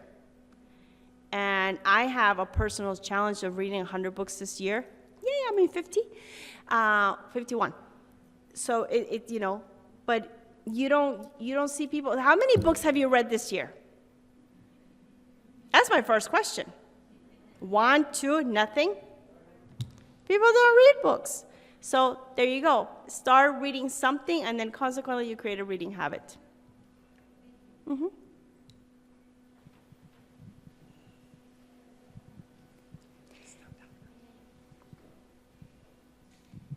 Hello, my name is Sofia, and my question is mostly divided as two parts. As a student, as a former teacher, how could you assess the use of AI? Because it is really easy just to put, for example, an essay to an AI detector, and they will tell you that it's completely produced by AI, and the student can tell me, no, but I changed it, I did, for example, all the process that you show us, and can still show that it's AI produced. So how can I go around or make sure that they are not just copy and paste? Do you want the teacher and me to answer? What? The teacher and me will answer this. The teacher and me would ask questions. So tell me, what does it say in this part? What is your reflection on this particular, who's this author? What was the essay? Because I make them do the research. And whenever you start questioning someone of information that they didn't read, it's precious. Because they're like, I agree with it. So you agree that killing people is good. That's fantastic.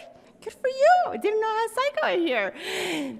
So what I did with my classes and my students is that I had a control-free environment. Sounds weird, huh? I will give my students the option of choosing whatever they wanted to research, and this was high school level. I will say, you can do this, you can research the topic that you're interested in, but I control the format in which I wanted the research. The class was small, so I could do it with them.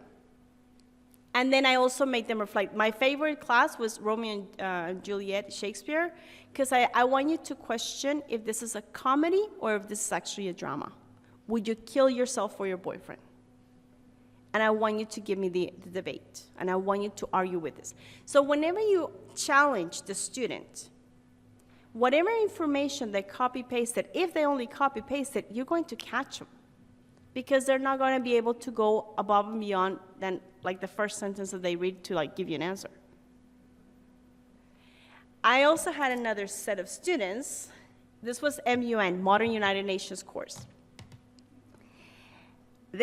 Poor things. I trick my students. They had to answer, and whenever they didn't do homework, I will tell them, give me a proper debate about how come you didn't do the homework, and if I believe it and I agree with it, don't worry, I'll give you an extension. So they had to do double assignments, but they didn't realize that. And they got very good at it. Actually, a couple of them got into law school. So I was very proud. But you can question the information the moment that you ask the person. And this is where your body and communication skills scream at you. That's what I always tell my students. The way that you dress, the way that you speak, the way that you do something is the way that I'm going to know if you're lying to me. Because they get either red or they get like this and they don't want to know the information.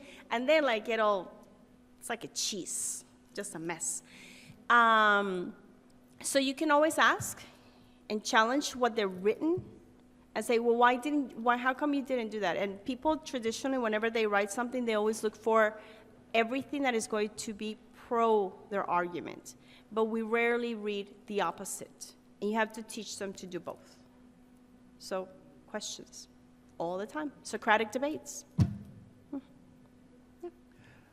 Hello. Okay, thank you so much, Master Reeves, for your presentation. So let's give her a round of applause again. And before we let you go, we just want to give you a little token of our appreciation and thank you note.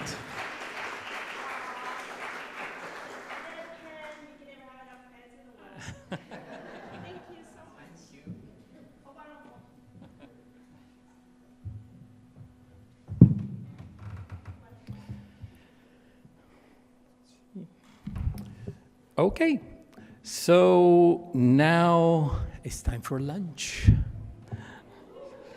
So we would really appreciate if you return at 1:30 to the room to continue with the next workshop as scheduled. And again, remember to have your tickets and you can leave your belongings here.